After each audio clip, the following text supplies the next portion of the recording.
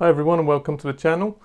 In today's video we're going to answer a question which I think is a valid question for anyone keeping any kind of animal. And that is, does my snake need vitamin supplements? Now this is quite a complicated question in some respects, but it's kind of an easy one in other respects as well. So I'm going to explain this and I'm going to go into it and kind of cover really why generally you don't need vitamin supplements for ball pythons, but also look at the rare occasions where it might be a good idea. Because as you know, with animals, it's rarely an all or nothing question. It's rarely yes or no. It's never a simple question. So first of all, before we get too far into it, this is Spirit, my fire ivory female, who's getting ready for the breeding season. You can see she's really restless and looking for food. But I'm hoping she's going to sit through the whole video and be good. But anyway, before we get too far into it, let's look at a table I've made quickly, which just explains some of the big kind of vitamins and minerals and one essential nutrient as well that are essential to reptiles and essential to snakes, and take a quick look at how they actually get them and how they would typically get them from their diet and absorb them, because that's really important to put into context for us to understand later on what they should be getting in their diet. So let's take a quick look. So first of all, on this table you can see the names and how they get it. Pretty simple. Vitamin A, that really generally comes from carotenoids, which are orange foods, basically like carrots and stuff like that, and they get it through their prey and use it for all kinds of stuff like, it's stuff like retinol, which they use for their vision and things like that. That one's pretty simple. It is essential for pretty much all vertebrates as far as I can tell. And snakes, like ball pythons, which eat whole rodents, get it from healthy prey. Emphasis on the healthy. Now, vitamin D, they get it from prey because they're mostly nocturnal and crepuscular. So ball pythons have adapted to absorb vitamin D from their prey, like many nocturnal reptiles or catephemeral or even crepuscular reptiles have. But they could also get it through supplementation, or they can get it from UV radiation. And that's a bit of a debate. There's a whole other debate actually about UV and lighting for ball pythons. Then vitamin E, that's often in the fats of animals. That's a fat-soluble vitamin. Deficiency is very, very, very rare, but ball pythons get that from prey as well. As you can see, there's kind of a pattern going here. Vitamin K, this is another one where deficiency is very rare. It usually comes from eating poisoned rodents, which, hopefully that's not going to happen to your snake.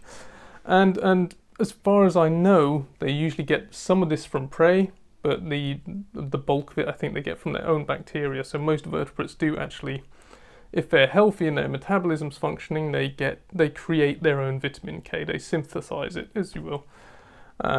If you will. I'm having trouble talking today. It's the end of the week almost. And then B vitamins, there's a whole group of B vitamins. Some of them are quite different from each other, but they're all important, and they are important for almost all vertebrates, without exception. Vitamins they get again from healthy prey. As you can tell, the pattern just keeps going.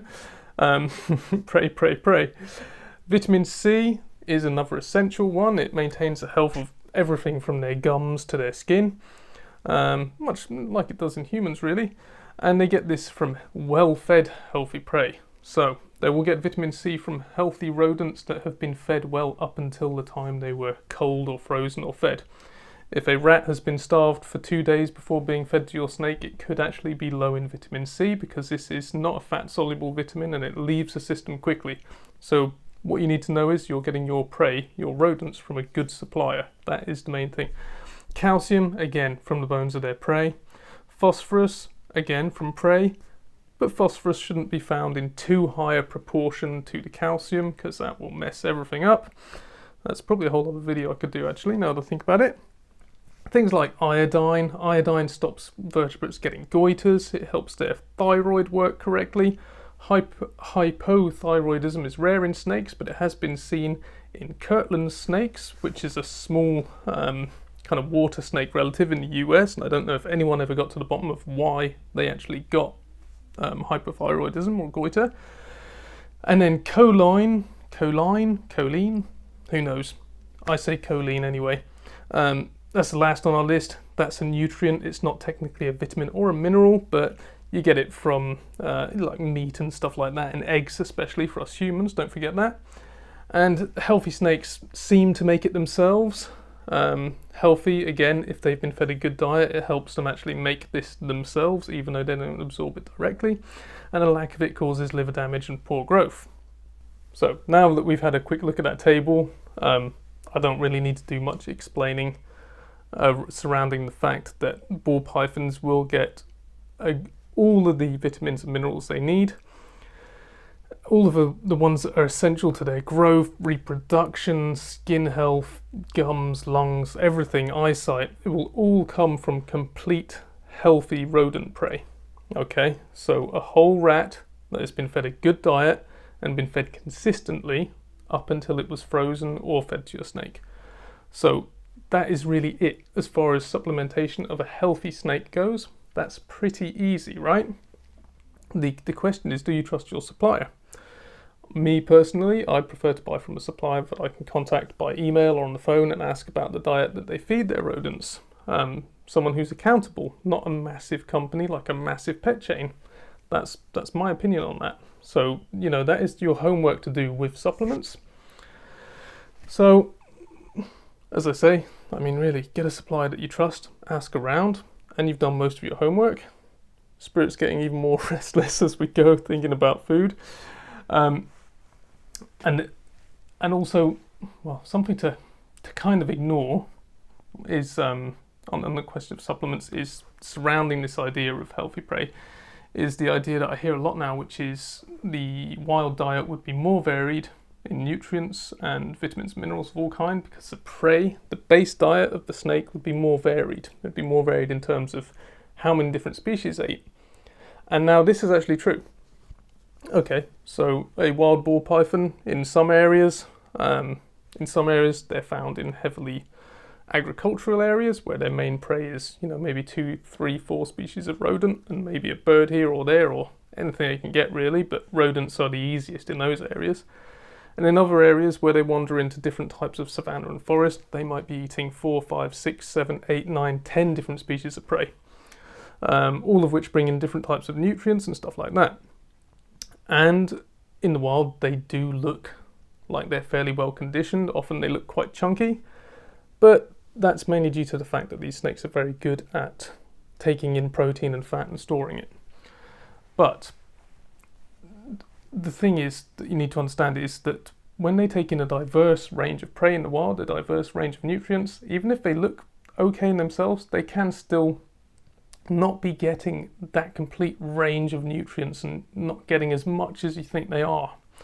And this is because a lot of wild snakes, they do carry parasites. They carry internal parasites, they carry helminths, and they also carry, you know, a lot of flagellates and stuff like that. Not always, but often.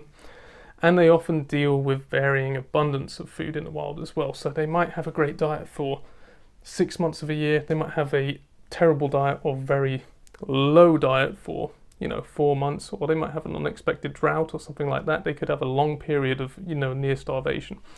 So there's all kinds of things that happen in the wild, all kinds of pressures on them, which mean that even if they do have a wider range of nutrients available and a wider range of prey species available, they're probably really not getting the benefits and the health even that they get from a steady supply of one healthy rat a week in captivity.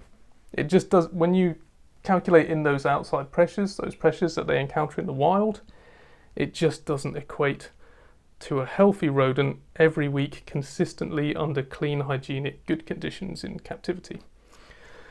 That's just how it is. You know, it's no secret that the captive life is an easy life in comparison if you do it right. And that's the other side of the coin, is that is of course why so many snakes get obese and get heart disease. So to wrap that up, basically the captive diet is perfectly sufficient to keep your snake healthy. They don't need supplementation in general across the year. And in fact, feeding them too much on the captive diet can make them obese and can make them unhealthy because it is so rich. So that's, again, kind of a bit more complicated, but it's still quite easy to understand. Now, when it comes to the subject, slightly separate one of vitamin D3 supplementation, and UV lighting, with respect to ball python lighting. I've done a separate video for that, so I'll link to that below. But D3, they do appear to absorb it, as probably mostly in the form of calcitriol, which is the form that is made by the kidneys of their prey, which allow them to directly absorb calcium through the gut. So really, vitamin D3 supplements and UV lighting, in my opinion, aren't necessary for captive ball pythons. But again, it's only if they're fed a good diet. So if your rodent feeders are good, your snake will be good. If not, maybe they will need D3. So that's, again, it just comes back to that simple point, really. Now, I've just spoken for however many minutes, I can't really remember now, about why you don't generally need supplements in captivity. But in truth, supplements can play a role and they can be useful. So here in the UK, most of us will have heard of, perhaps not as much in the States, but most of us here in the UK have heard of a person called Gerald Durrell. He was an extremely famous naturalist years ago, and I always used to read his books when I was a kid.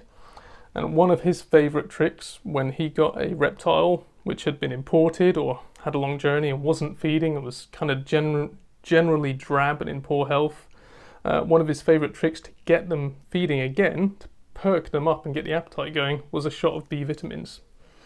So when people say that they have vitamin supplements for sale now which have a lot of B vitamins in and suggest them for a fasting ball python, that could well work. That could get your ball python feeding again.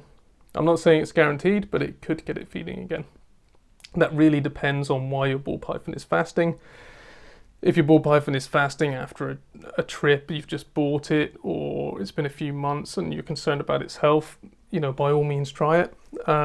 If it's for hormonal reasons like breeding and it's a male, it might not work.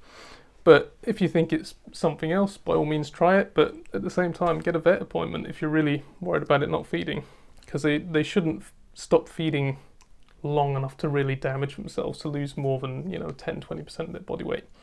So do I think supplements can be appropriate? Yes, probably generally it's going to be under the guidance of a veterinarian. But if you've got a snake that isn't feeding for a long time and you're worried, or you don't have an exotics vet nearby, I think it's a good idea, just give it a try.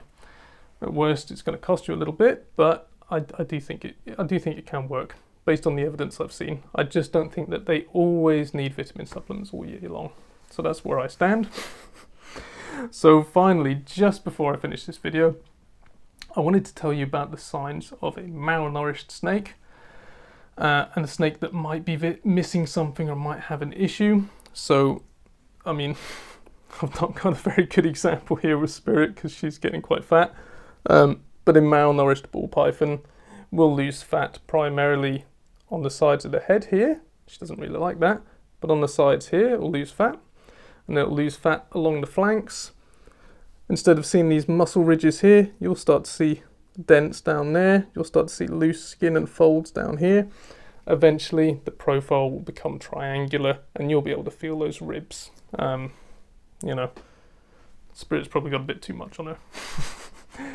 But anyway, I hope this has been helpful.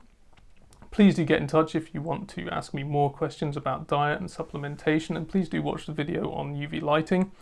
But also, last but not least, please do subscribe and keep coming back. Thank you very much.